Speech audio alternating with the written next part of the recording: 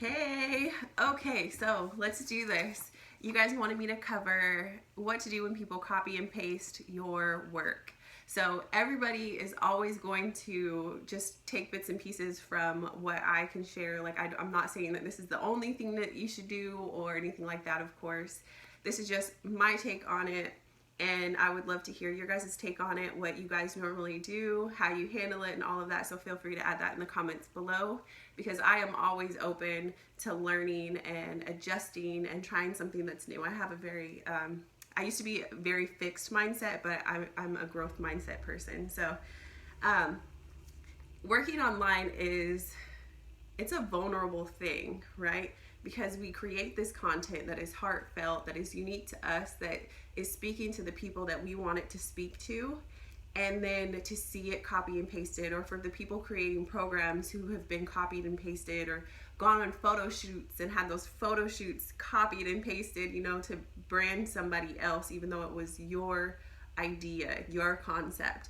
It can be a real ego blow, like a punch to the stomach, because you're like, I did that. I struggled to find those words. I created that. I crafted that. So what do you do? Some things that, for me, I really, as I was diving into this to create this video, I really did like an internal inventory, right? And this is something that I had written it down in my notes. I said, when people are copying and pasting, they are waiting and invested in you showing up. They aren't changing or chasing their vision or growth.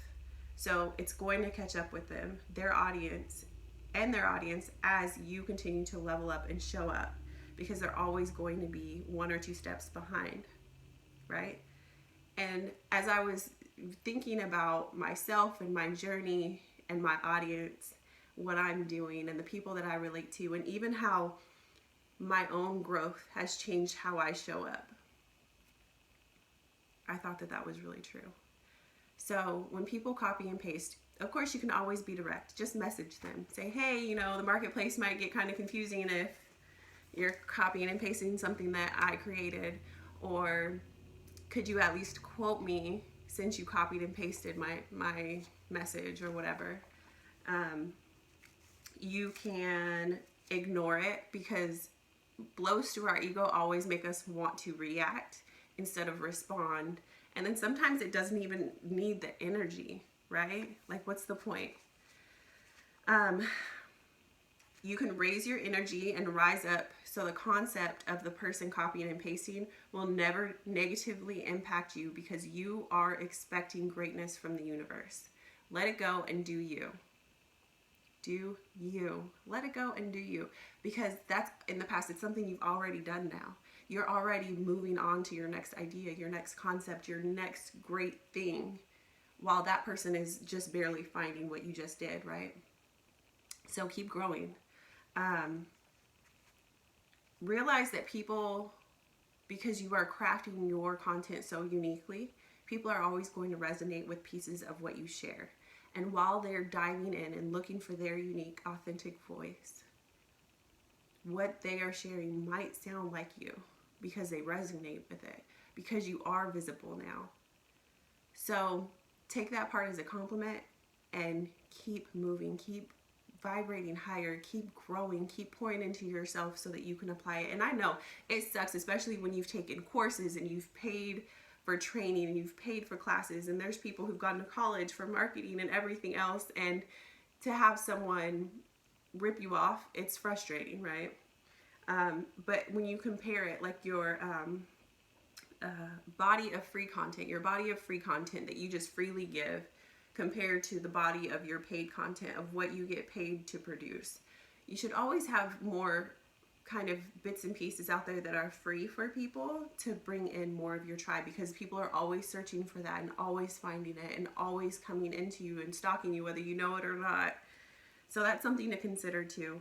And then I wanted to say something that as I was digging in, someone said that they indirectly have people or clients or mentors reach out to that person to correct it, be it like a legal team, or just whatever, if it's really gotten to that point where it's out of control, or unsettling, you know. I know some people, they actually research and have done clinical studies and all of these other things, and then to have someone else copy and paste it as their own, or use their photos for one product for another product as their own, that's something that to also consider, especially if you don't feel comfortable, just to be safe.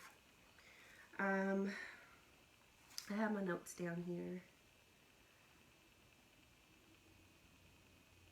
So this was something I had taken a note on, and I almost missed it because it was deep in my notes.